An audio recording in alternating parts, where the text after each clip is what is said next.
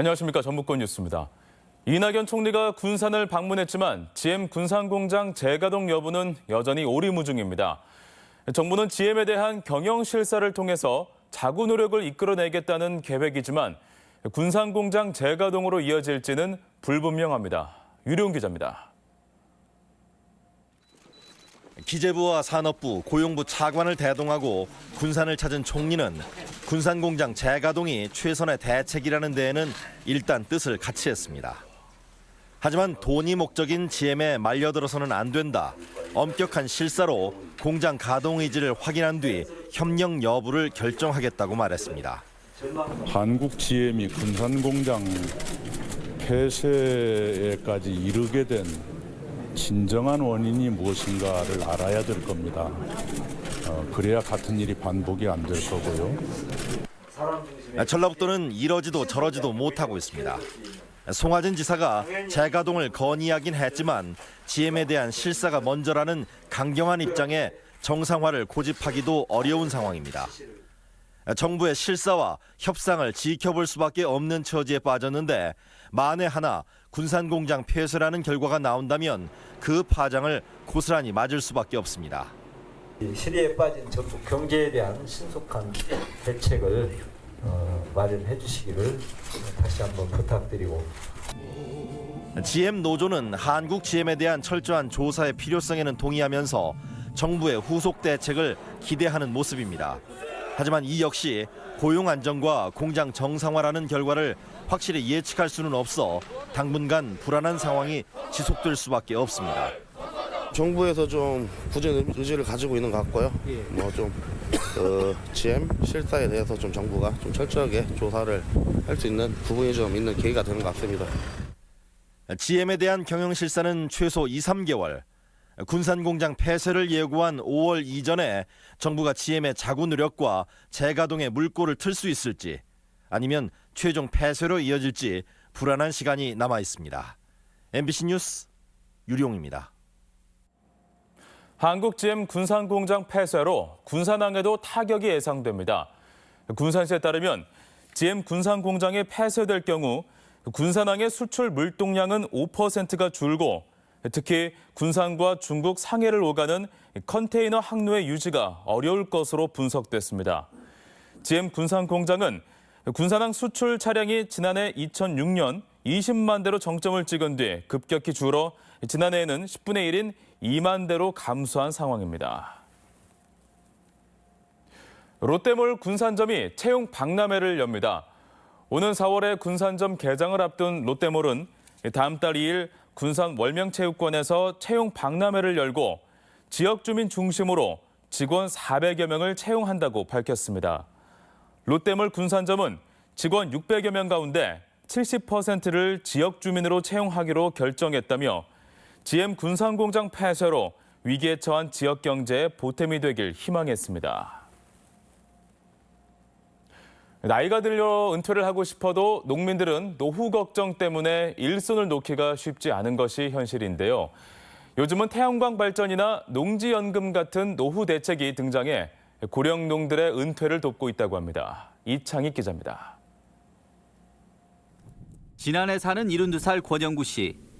자신의 고추밭 1,300제곱미터에 농협으로부터 1억 7천만 원을 빌려 태양광 발전 시설을 설치했고 이달 들어 처음으로 통장에 200만 원이 넘는 발전 수입이 입금됐습니다. 농사를 지면은 이 잘 될까 못 될까 하는 게 편하질 못하잖아요. 근데 이걸 해놓고 나니까 믿음이 가니까. 농협이 고령농을 대상으로 지난해부터 태양광 발전 지원 사업을 시작했는데 신청한 119개 농가 가운데 조건이 맞는 40여 농가가 설치 과정에 있습니다. 전주에 거주하는 67살 최광일 씨는 자신의 배추밭의 노후를 책임지고 있습니다.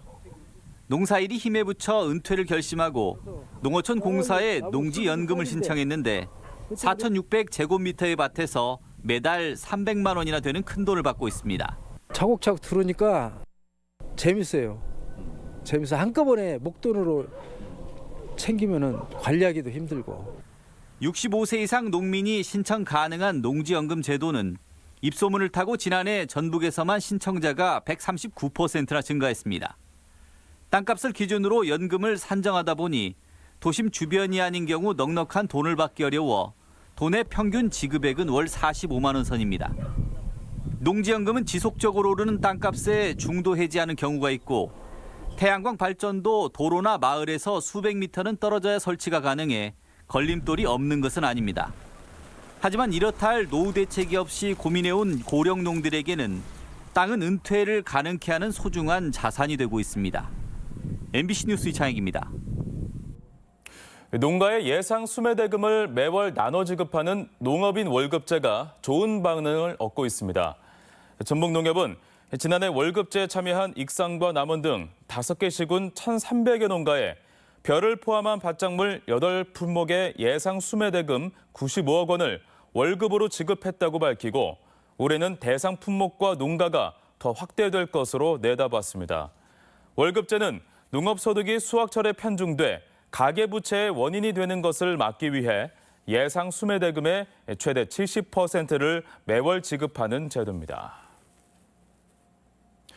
전북 현안과 관련한 3대 법안의 2월 임시국회 통과가 불투명해지고 있습니다. 전라북도는 새만금 개발공사 설립과 탄소산업진흥원 설립, 연기금 전문대학원 설립 등 전북 현안과 관련된 3개 법안이 최근 해당 상임위를 통과해 법사위 심사, 본회의 처리를 앞두고 있다고 밝혔습니다. 하지만 최근 여야 간 갈등으로 후속 절차가 지연되면서 이달 말 임시국회 폐회까지 최종 통과를 자신하기 어려운 상황입니다. 상습 정체 구간인 국립전주박물관 앞 도로가 확장됩니다.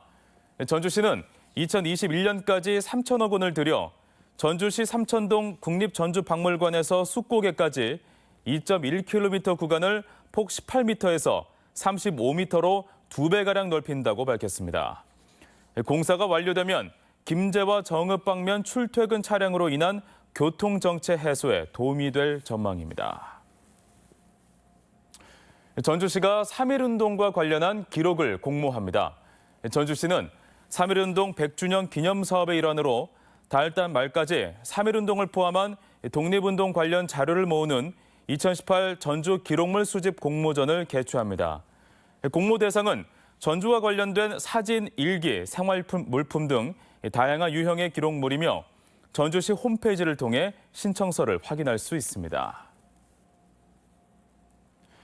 도내 곳곳에 나타난 겨울 가뭄이 봄에도 해소되기 어려울 전망입니다. 전주 기상지청에 따르면 최근 6개월 동안 도내 누적 강수량은 348.4mm로 평년 대비 77%에 그쳐 전주와 익산에는 보통 가뭄이, 완주와 고창, 정읍, 부안에는 약한 가뭄이 나타나고 있습니다.